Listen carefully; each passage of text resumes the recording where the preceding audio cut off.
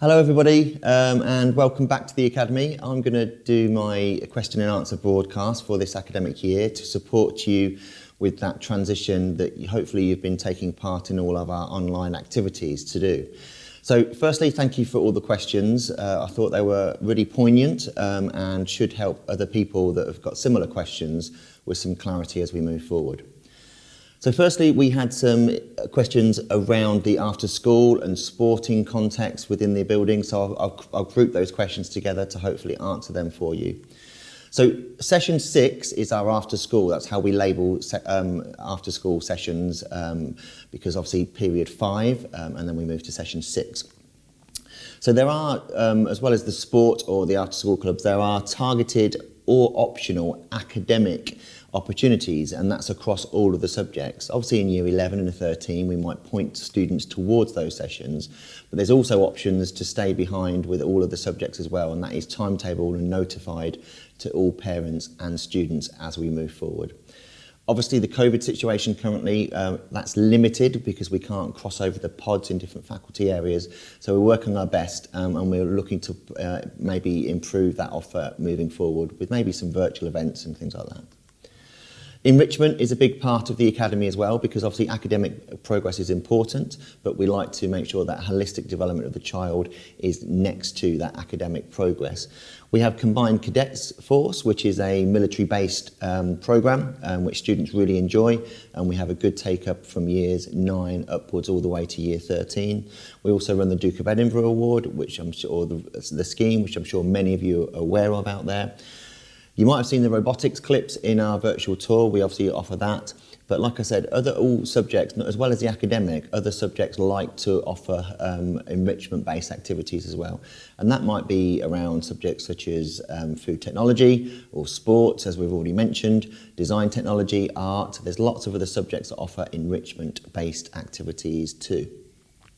I've mentioned the sport, but there's loads of team and individual-based sports that we're looking to provide students opportunities in, and that can be in competitive or just recreational. So students that enjoy sport but aren't necessarily interested in joining a competitive team, they can all have access to sports provision as well.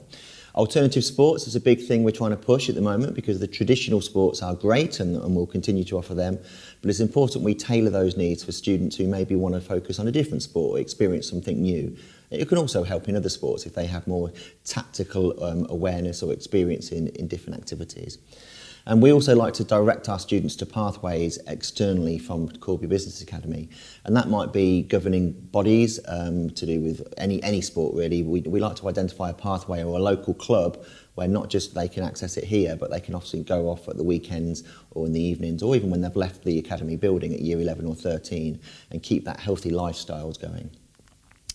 And music is a big part of Corby Business Academy. Hopefully you've managed to catch some of our performances maybe online or heard about it in the community.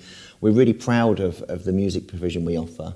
That includes one-to-one tuition for those students and parents that want that, as well as taking part in regional and national events, and we're some really proud winners of both those regional and national events as well.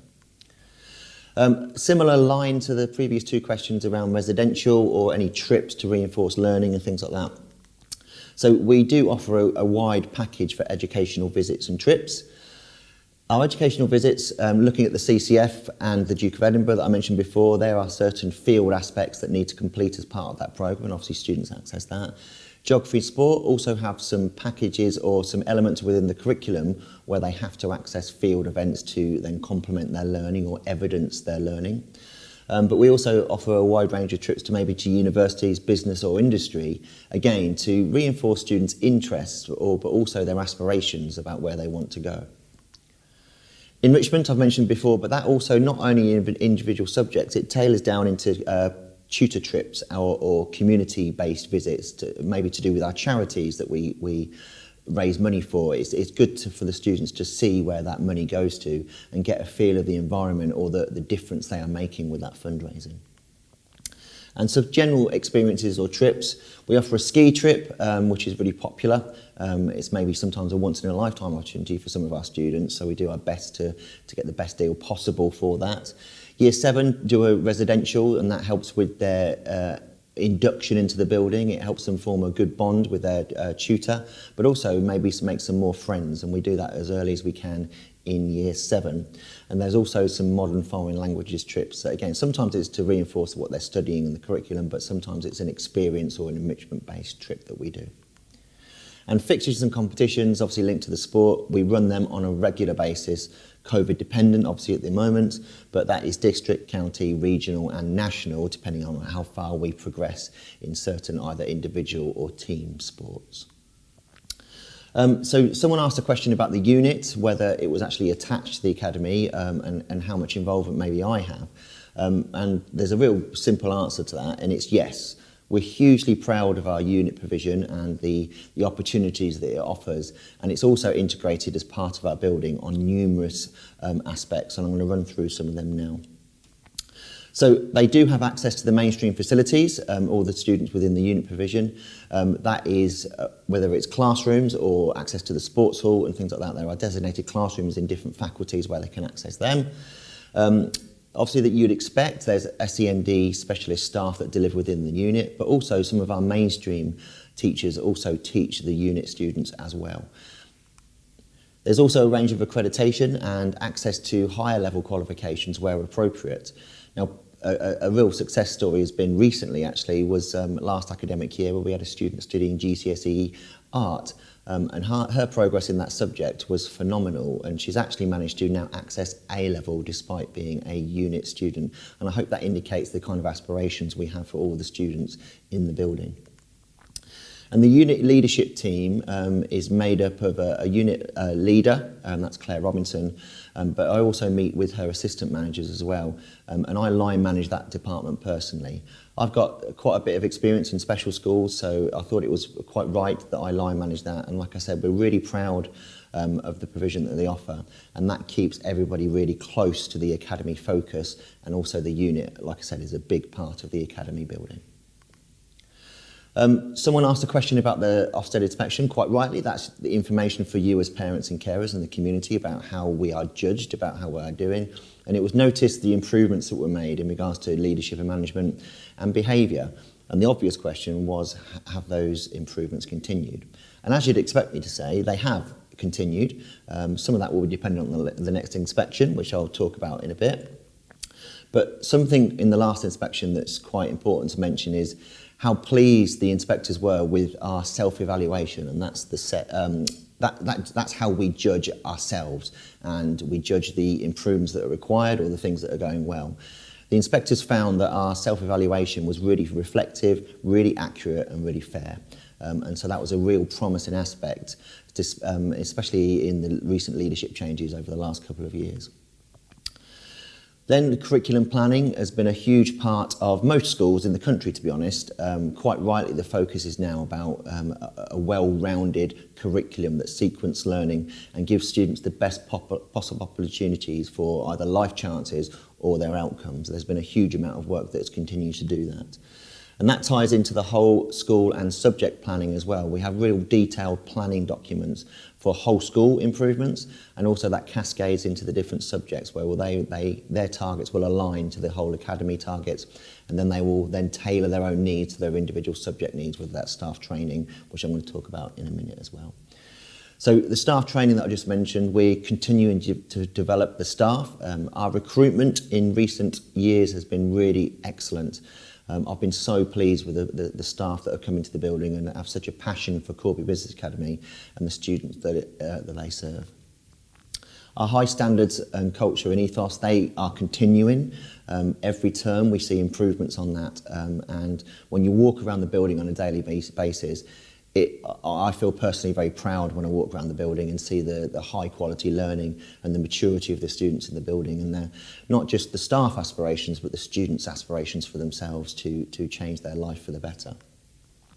And our pedagogical approach, now that is that word is based on teaching and how we approach teaching in the building, and we've made significant changes in that in the last 18 months to 24 months.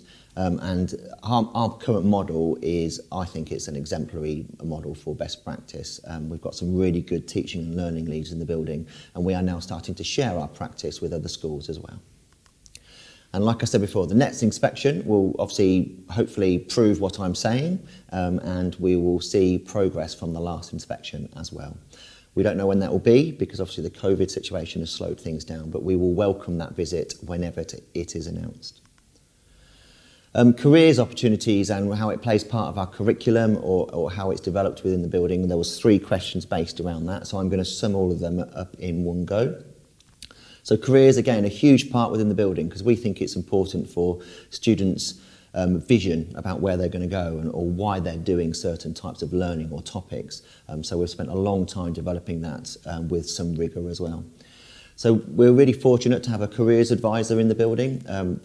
She is ours, that nobody else is, and she's appointed to support all of the students with the various points you see there. Students will have at least 3 or 4 one-to-one interviews throughout their time. That same careers advisor will take part in assemblies or tutor times and also options evenings at the end of year 9 or the middle of year 9 when students are starting to choose year 10 and 11 pathways. She will play a huge role in that in regards to giving you and the students some real informed information. Our curriculum intent and subject delivery, like I said before, we've done a lot of work on our curriculum intent and we've made sure that careers is implemented as part of all the programmes of study for the subjects. And I'll talk about that more in a bit. Whole school initiatives and allocated days. Whilst we have bespoke lessons in year 7 to 9 for personal development, which careers is included in, we're really keen to make sure that there are something called maybe drop-down days or days where it's just solely based on careers, where we might have guest speakers or external visitors to talk more about careers. That links onto this point in regards to the guest speakers, but also our governors play a big part in careers for us. So particularly for the older students, for years 10, 11, maybe 12 and 13 as well, where they'll support with some mock interviews or some research so they're able to have a broader balance of experience or knowledge when they step into interviews in the future. And also sometimes it's really good practice because employers these days, they don't just want to see the academic outcomes, they're really interested in that well-rounded individual who has experience and confidence. We also link into some external programs as well. So NCOP, you can see there, which is designed to support students from disadvantaged backgrounds and their pathways. And we've made full use of that in the last 18 months to 2 years. And we're really pleased with the destination. That is now helping us get some of our youngsters. And we work really closely with them. I mentioned our pedagogical approach. So again, when we're talking about certain aspects of teaching, it's important to relate some of the topics to careers. So basically, what's the point in studying this topic? Well, the reason you study this topic is because it helps you in these areas as you move forward. And then subject and destination tracking. I've implemented something in the last few weeks where I'm really keen for subject leaders and the teachers who deliver those subjects to see the effect that they're having. So, for example, our take-up at GCSE options, staff can now see how many students have taken up their subject over a 3-year trend. And that 3-year trend is extended to taking up at A-level or level 3 courses, but then also the destinations after year 13 as well. So where are our students going? What sort of subjects are they studying? And what impact are you having as teachers in regards to the destinations of our young people? And then destination visits as well. It's all very well sometimes students have a vision about where they want to go or what they want to do, but it's important they experience that as well. So part of the careers programme is making sure that students visit, whether it's university campuses or apprenticeship sites. It's really important to them to see, because sometimes it's the case, I want to do that, but I'm not quite sure about the detail behind it. And sometimes it's a good thing, it's everything that student thought it would be, but sometimes it also homes in on the realities of that destination or that prospect, and they maybe reconsider, or they maybe need to do a bit more work on a certain area. I have a year 13 child. Is this a sibling link? Now, unfortunately, it isn't, and I'm going to explain more about that later. I'm also going to include year 11 into that as well. So year 13 isn't a sibling link, unfortunately, because it's a discontinuation of a sibling being in the building. They will no longer be here next academic year. So year 13 links do not count. Year 11 links is slightly more complex, where it does count if the intention or the application for the sixth form is there. So that sibling link will continue if that is prominent. And students will be able to tell us that through interviews with our senior leaders or our careers lead, and we will have a list of those students who are intending to come back into the building, so that sibling link then will count. Quite a few questions about the admissions procedure, and if you remember on some of our other presentations in regards to the virtual tour and the information that I gave as a separate video, we said that there were, and also on our website, we said that we were pending some further potential announcements. Now, so there are some proposals that I'm going to talk to you about now, and they have also been updated on our website. So in regards to the timeline, 2 sections of that timeline do not change. So your submission date for the 31st of October, that remains. That's important to get your local authority preference form in on time. And then when you are alerted on the 1st of March, that is also still the timeline to take into consideration. The middle timeline is something, the proposal where we're looking at doing something slightly different, and it is COVID based. Now, the Brook Western Trust is proposing a variation to the current admissions procedure, and that means we're proposing not sitting the GL assessment to give us that fair banding. Now, the GL assessment, like you should already know, is not a pass and fail test. It is usually administered to put students into different stay lines, and then that gives us an even distribution of ability. We try to work on a bell curve, national distribution of ability, so we get a fair intake and we get a range of abilities in the building. So those who have applied for Brook Western Trust School through their common preference school, it means the proposal is for them not to be invited for that GL assessment. So it's really important to reinforce, if you want Corby Business Academy as your first preference, that is done. The local authority will coordinate our admissions process for us, and I'm going to talk through about in a minute how that would work, or the proposal around how that will work. But it's important to note, anything I say or anything you've seen already, you have an option to comment or ask questions around that. And if you email admissions@brookwesterntrust.org, you can voice your questions or your anything that you'd like to say on the proposal. So there's still going to be 200 places available at Corby Business Academy in Year 7 in 2021. But then the oversubscription criteria will then happen if there is more than 200 places or 200 applicants, and then this is the criteria that is allotted to in regards to our oversubscription criteria. Looked after children, children of staff who have been employed in regards to the shortage in subjects, current sibling link, which I mentioned earlier with the Year 11s and 13s, the allocation of places to children who live closest to Corby Business Academy than any other school, the allocation to places of children who live in the Academy's linked villages, and proximity to the Academy. So that's the order of the oversubscription criteria. All of this information, because I appreciate there's a lot, is also on our website to give you a time to digest it a bit further. And you can also email me or the admissions team if you want any more answers for questions you may have. Should there be a tiebreaker for any of those, then it will be a priority given in regards to those who address closest, measured in a straight line. So just a few definitions from that criteria that I just mentioned. Any other school does not include Brook Western Academy. The linked academy villages are as you can see them there, and also they are on our website. And the distance measures from nearest entrance to the home address to the nearest access point of the school grounds. And as I mentioned before, that is a straight line distance. Okay, so that was a lot of information, but I hope you found it informative, and like I said, it's helping you support you make those decisions, especially on the admission slides that I've just gone through. Please email admissions if you've got any questions around that, and those questions will be answered immediately. And if you've got any questions relating to general Corby Business Academy and you didn't get a chance to submit your questions, please feel free to email us or give us a ring, and we'll be happy to help you in the future.